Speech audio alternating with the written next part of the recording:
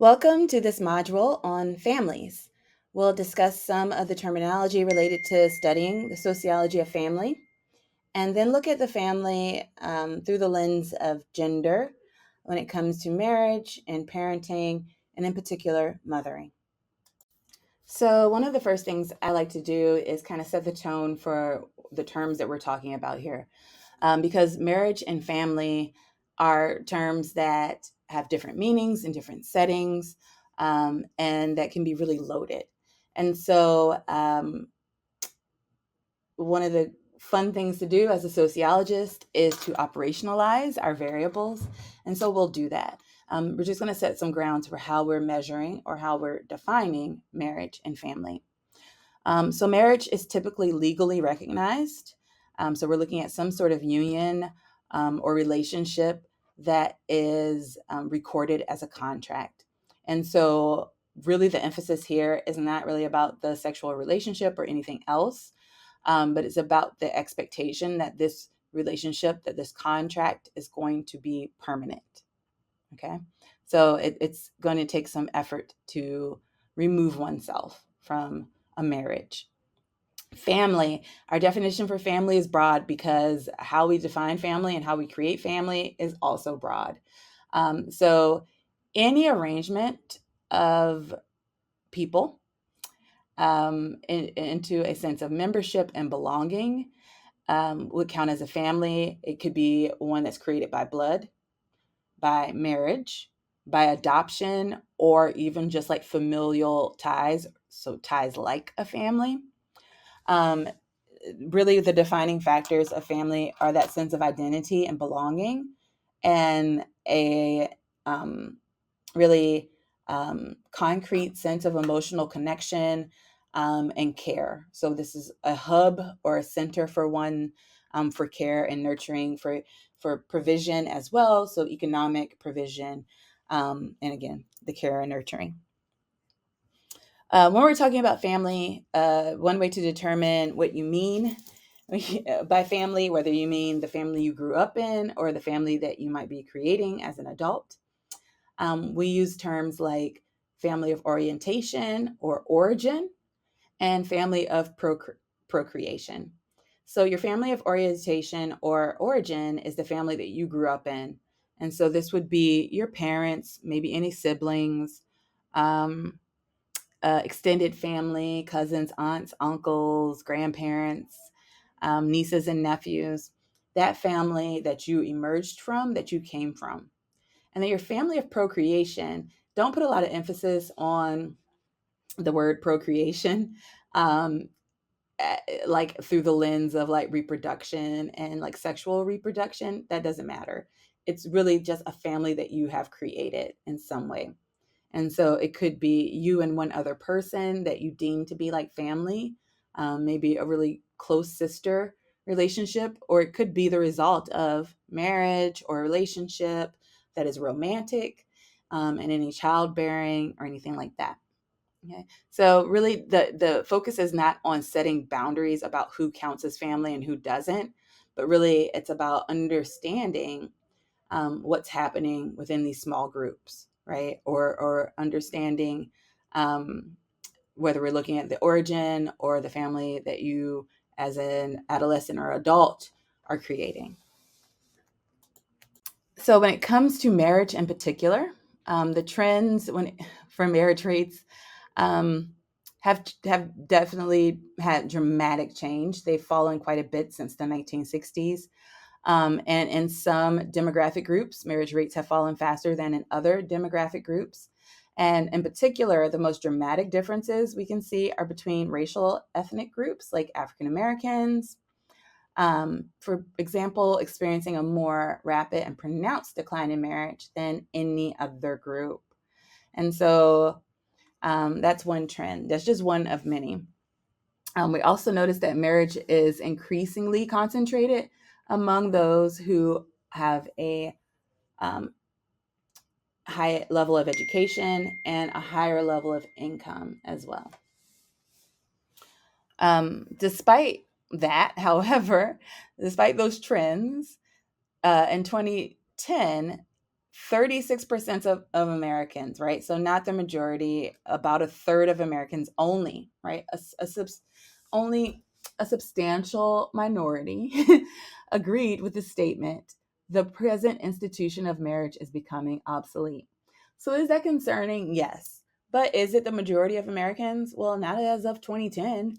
So, if marriage is the goal that people are setting, if it's something that people view as being important, then maybe we should be asking, like, what's going on, right? And actually, regardless of whether you think marriage is important or not, we should be looking to see if there are any patterns that could be impacting other areas of society, for example. One of the reasons that we're seeing people delay marriage, or well, I just gave the answer. We see people waiting to get married, and that is one of the things that keeps the numbers down. They're delaying marriage not just because they don't want to marry altogether, but one of the things that's really reassuring is that people are taking it very seriously, and they actually want to have a good marriage. So they're waiting so that they can kind of assure or feel more certain that they'll be able to have a better marriage than they might feel that they can do at the moment, right? Or when they're younger. However, I will say that some of the other trends when it comes to marriage, especially when we're looking at gender, are a bit upsetting. And these are coming from your text. For example, in the US, women married to men are the least happy. Women married to men are less happy than single women.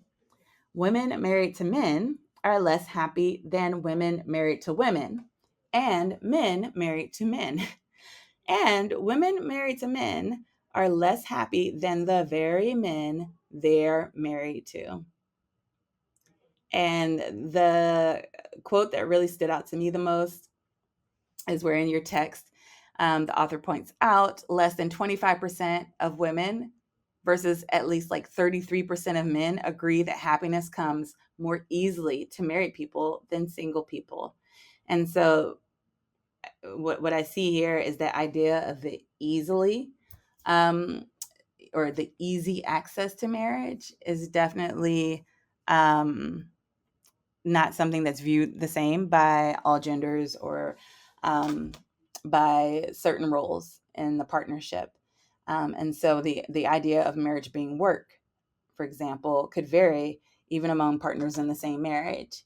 And that is a road to difficulty and conflict if you're not on the same page about the work that goes into one's family and one's marriage.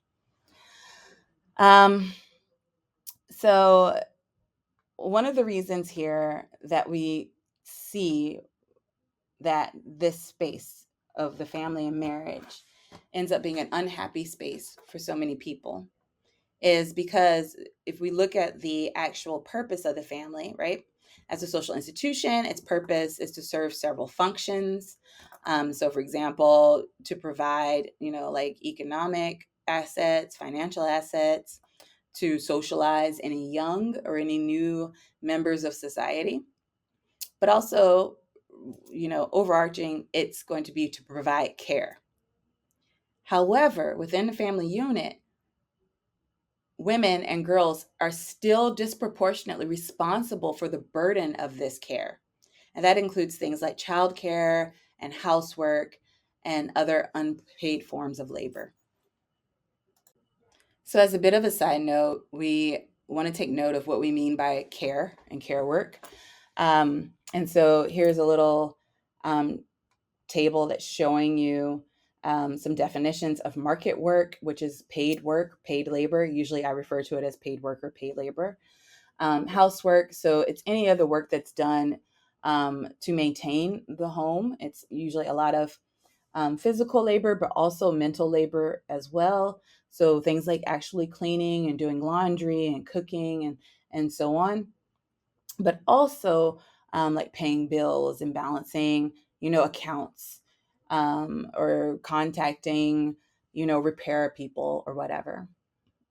And then care work is actually this face-to-face interpersonal work that's done where you are actually helping someone else function, right? You're helping them increase their abilities, or you're stepping in for a person. So usually this is something we see when we have someone who is a child or an infant in particular, a young child, somebody who's very much older and maybe ill in some way, or someone who is perhaps um, suffering from some sort of critical um, or acute or chronic illness or disability as well. At all levels of education, whether or not they have children or not, women's participation in the labor force has increased. So, yay. I mean, it depends on how you're looking at it, but it is wonderful that women have the ability to seek work if they want in this country, right? On the flip side, some might say that there's no choice, because otherwise you can't afford to live. Um, and, either way, the fact is that there are more women participating in the labor force than ever before in the past, right? And that our employment patterns have evolved a lot, right? But as a result of entering that market workforce and doing more paid labor, the expectations for family, right? Housework, care work, all that nurturing work are not clear, in particular for women. Like these expectations of who's going to do what and how they're going to balance a household and work aren't really clear. So you can see that this is like kind of leading us into a situation where there's going to be some stress and strain. So it's really interesting to look at how, as a result of there being more women participating in the labor force, there's still that lack of clarity on who's going to do what work and how. Uh, but one of the things we do know, despite that lack of clarity, is that many times women are not um, absolved of their care work and labor expectations. And many times there's not a resulting more egalitarian system. Instead, what happens is that um, women who are working in the paid labor force often experience what we call the second shift. And this is actually a concept created by Hochschild. And this describes how a woman can have a job that is for paid labor, that is either full time or part time, it doesn't matter, but then come home and find that they still have more work to do at home as well. And so it's kind of interesting when you think about it, um, juxtaposed next to the like, oh no, I'm going to date myself on this, but Leave It to Beaver type, like June Cleaver type household where a man would go to work and then come home and now he's relaxing and recovering to prepare to go to work again the next day. And so many working women, the majority of working women in the US and globally, don't have that opportunity. They come home and there's a second shift of work at home. And it's not limited to women, but we do notice that the balance puts a lot more these jobs, these types of unpaid care work into the laps of women than men. Another thing that we see is that even if they're able to pass along some of that care work, and we're going to talk about that more momentarily, um, that if it's just the physical labor, like you can outsource a lot of that physical labor, but that doesn't necessarily lighten a lot of the burden if there's still this mental load, right? Mental load is this care work that goes beyond the physical tasks and activities into things like knowing when each person in your family's birthday is, knowing particular food dislikes and likes and about allergies, um, remembering, about Christmas cards and, the anxiety and the worry and the concern of being a family member and caring for people, of being a parent, right? All of that is called the mental load. So it's anything from being like an event planner in one's household to being a counselor or therapist in one's household, to just being the person who's responsible for all the organizing and planning and administrative work as well, filling out field trip permission forms and handling fundraisers, right? That's the mental load. And that is exhausting as well, because the mental load never stops. The physical load, you can wash all of the dishes and put them away, right? You could do all of the laundry eventually and put it away. But the mental load doesn't go away. You jump in the shower, that mental load follows you. You're going to sleep, you might dream about what's going on in your mental load, right? And so it's really tiring and exhausting. And usually is also the purview of women, right? It's considered to be women's work, a lot of this information and knowledge. Finally, when we look at how family care can be gendered, we also look at these expectations of parenting, which have changed with expectations surrounding childhood. So it's not a secret that children are very differently valued today than they were in the past.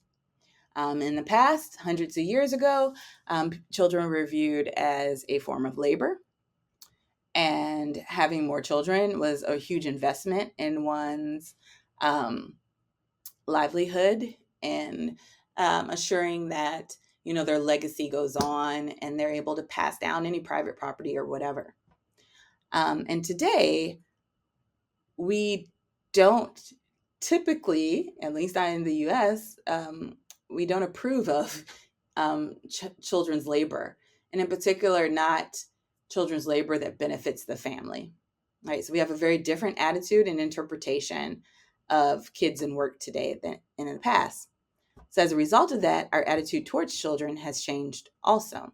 And that can be from anything like whether or not one decides to have children to um, how many children a person has, and also how they invest their time and energy into children.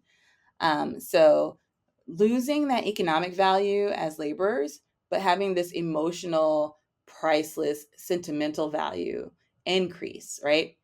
And the funny thing is that the sentimental value that we put into children today is really expensive. And it's expensive in multiple ways. Like financially, economically, it's super expensive, right? Um, a typical family with two children today, not in California, but probably elsewhere, can expect to spend between $175,000 to $370,000 to raise each child up to age 17, right? It really just depends on how much wealth that family has. And so it's actually economically expensive, but the time required can be super expensive, partially because of concerted cultivation, where one of the purviews of parenting today means that you are putting a lot of effort into shaping who your child's going to be, right? That there is a belief that there is a direct correlation between how much effort and how much energy and activity and thoughtfulness and care you've placed into your child directly, right? That you've loaded into them will impact how they turn out in the future, right? This is beyond socialization, right? So this is making sure that they're in all the right like clubs, that they're doing the right extracurriculars, that they're in the right schools, that they have the right cultural experiences, and so on and so forth. And one of the things that this leads to in particular is this idea of intensive parenting and most likely intensive mothering. And this is where we see a cultural pressure, right? A cultural pressure for one to spend and devote more time, more energy, and more money to raising their children. But in particular, the majority of this burden and weight doesn't fall on both parents equally. It falls more so on women. And you can see that this varies from society to society, from nation to nation, but it's one of the expected gender norms that's probably like globally consistent, right, and constant. Um, and with that, we also get into looking at like social institutions and how much they expect from us and how those expectations conflict. So, looking at social institutions, in particular, the institutions of family and work, right? We can see that these institutions both require a lot of everyday people's time, right? Um, that they require a lot and for a very long period of your lifetime and of your lifespan. And so we refer to these as greedy institutions. Work isn't really interested in your family life and wants about 8 hours of your day, every day, and wants you to be fully focused on work and productivity. But your family isn't really interested in your work life necessarily and wants your undivided attention as well. And not only that, but may need you during those work hours as well. Believe me, as a mom of four, there are often times where my kids get in the way of work. And the same is true for my husband as well. Okay. And so, how do people deal with these greedy institutions? One response is dual nurturing. And this one is probably the ideal response. This is where there are, first of all, partners, at least two people who are heading a household or heading a family, right? So that's number one. There's an assumption that you are not single. And then two, the circumstances have to be very rich in order for this to work out. So for example, one has to be in a position where they are able to have a flexible schedule and lifestyle. They may also need to be in a position where they are wealthy so they can afford um, to take time off as necessary, or they're in charge, maybe they're running things, and so they get to determine their own schedule, right? It took some really particular circumstances to make this a viable option. The next option is domestic outsourcing. And really, that just means that we are taking the work that was previously or that is typically expected to be done by women in the household, and we're finding a way to send it to someone else, right? To direct that work, that labor to someone else. So, for example, having someone come in to clean one's home, having someone care for children and babysit or be a nanny, or having someone who maybe does pickup and drop off or after school programs or something like that, but we're outsourcing care labor to someone else. Typically, the people who are doing that work, since it has traditionally been thought of as women's work, are underpaid and burnt out because care labor is not easy, right? It's very difficult and it's some of the hardest work that one can do. And then finally, another way that we deal with this is kind of building on that domestic outsourcing, and that's with a care chain.